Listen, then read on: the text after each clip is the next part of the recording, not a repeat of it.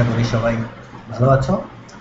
আজকে আমি তোমাদের একটি ফাঁকিবাজি টুল বা একটি ফাঁকিবাজি কিভাবে বন্ধুদের সাথে কি বলবো, বাংলাদেশে থেকে বলতে পারবে আমি বিদেশ ঘুরে এসেছি, ফ্রান্স ঘুরে এসেছি, প্যারিস ঘুরে এসেছি। কিভাবে সম্ভব? সম্ভব। একটা ছবি থেকে তোমার নিজের ছবি যদি তুমি আইফেল টাওয়ারের সামনে লাগাতে পারো, তাহলে বন্ধু তো অবশ্যই বলতে পারবে তুমি আইফেল টাওয়ার সামনে থেকে আইফেল টাওয়ার ঘুরে এসেছো, ঠিক না? তো সেজন্য আমি এটাকে একটু ফাঁকিবাজি টুল এই জন্যই বলছি, কারণ বুঝতেই পারছো। যাই হোক, গত ক্লাসে আমি তোমাদেরকে যে বেসিক ধারণা দিয়েছিলাম, আশা করি সবাই সেটা ভালোভাবেই রপ্ত করতে পেরেছো। তো শুরু করা যাক। প্রথমেই ফটোশপ ওপেন করতে হবে, তারপর তুমি যে ছবিটাকে কাট করতে চাও সেই ছবিটা সিলেক্ট করতে হবে। চলো তাহলে ছবিটা সিলেক্ট করি। আমি এখানে আমার এক ফ্রেন্ডের ছবি নিয়েই কাজটা করেছি। আমার ফ্রেন্ড, যাই হোক, ওকে এডিট করে দিয়ে ওকে এটা গিফট হিসাবে দিতে পারবো, বিনিময়ে একটা বড় একটা থ্যাঙ্কসও পাবো। তো যাই হোক, কিভাবে শুধু এই ছবিটা কাট করে আরেকটি ব্যাকগ্রাউন্ডে পেস্ট করা যায় সেটাই আমি দেখব। তো প্রথমে ছবিটা সিলেক্ট করলাম। গত ক্লাসে আমি বলেছিলাম প্রত্যেকটা ছবি এক একটি লেয়ার। তুমি দেখো এখানে একটি লেয়ার এসে পড়েছে। তো ছবিটা কাটতে হলে বেশ কয়েকটি প্রসেস আছে, যেমন ল্যাসো টুল, ক্রপ অথবা ইরেজার। ল্যাসো টুলটা একটু সময় সাপেক্ষ, অনেক টাইম লাগবে, কারণ এটাকে এভাবে ধরে সাইড নিয়ে এইভাবে করে পরে এন্টার দিলেই, কপি করলেই জিনিসটা কপি হয়ে যাবে।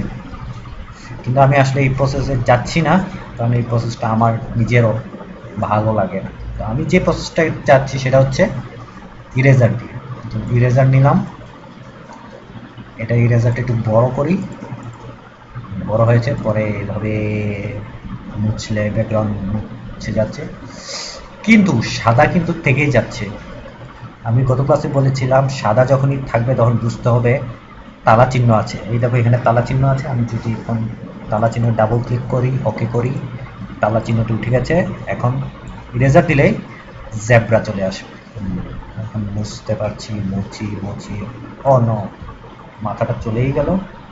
আবার শুরু থেকে করি, শুরু থেকে সাইড বাই সাইড, কিছু সাইডে। এখন এটাকে একটু ছোট করি, একটু ছোট করে তারপর জুম করি। জুম কিভাবে করব? জুম আমরা এইভাবে করব, এটা ক্লিক করলেই জুম হয়ে যাবে। হ্যাঁ, জুম হলো।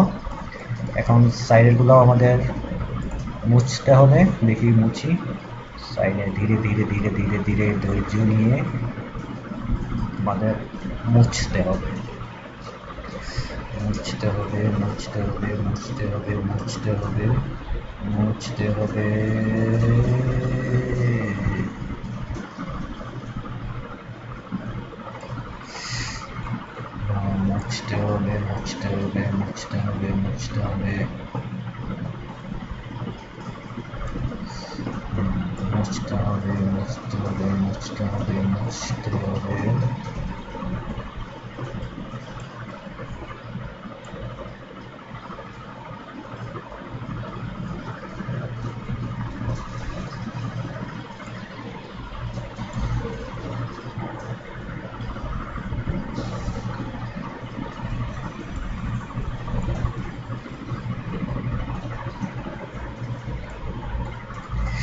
আরো কিছু রয়েছে, যাই হোক সেটা সমস্যা না, এটা পরবর্তীতেও মুছা যাবে। যাই হোক, আমি এটাকে জুম আউট করে দিলাম।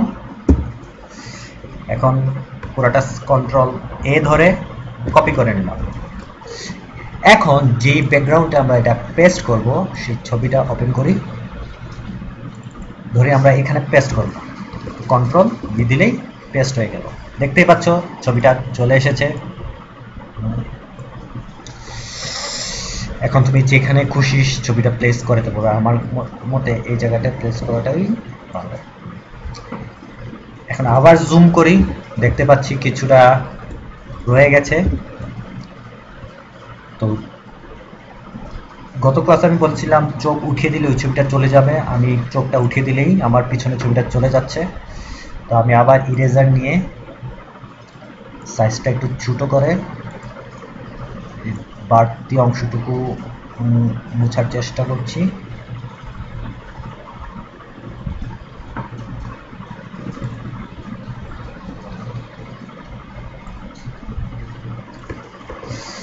যদি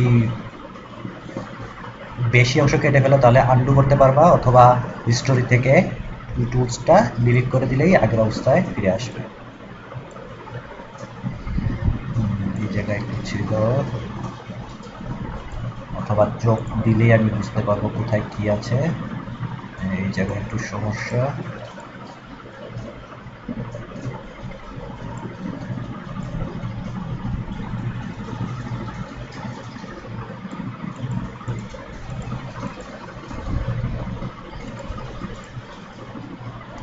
এখানে কিছু সমস্যা আছে, এই যে দেখা যাচ্ছে। একটু পায়ের দিকে একটু সমস্যা মনে হচ্ছে।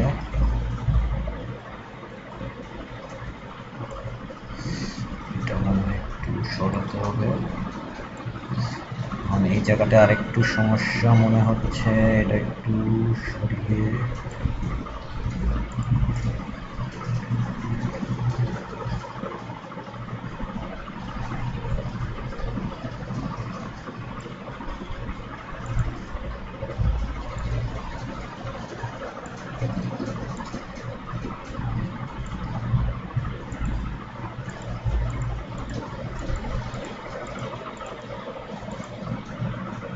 দেখি আর কোথাও কি কোনো সমস্যা আছে, দেখা যাক। এটা সরিয়ে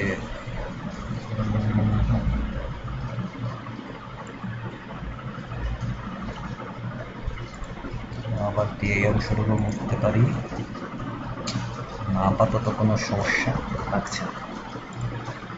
ছবিটা যে কোনো জায়গায় তুমি প্লেস করতে পারো, এই জায়গায় প্লেস করতে পারো, তো এই জায়গায় প্লেস করাটাই মনে হয় ভালো। আমি এই জায়গায় প্লেস করে দিলাম। তারপর যেহেতু দুইটা লেয়ারকে একটা লেয়ার করার জন্য এখানে ফ্ল্যাটার ইমেজ দিলেই দেখো একটা লেয়ার হয়ে গিয়েছে। এখন চাইলে তুমি এটাকে আরো এডিট করার জন্য কার্ভসে যেতে পারো। দেখি কালার কম্বিনেশন,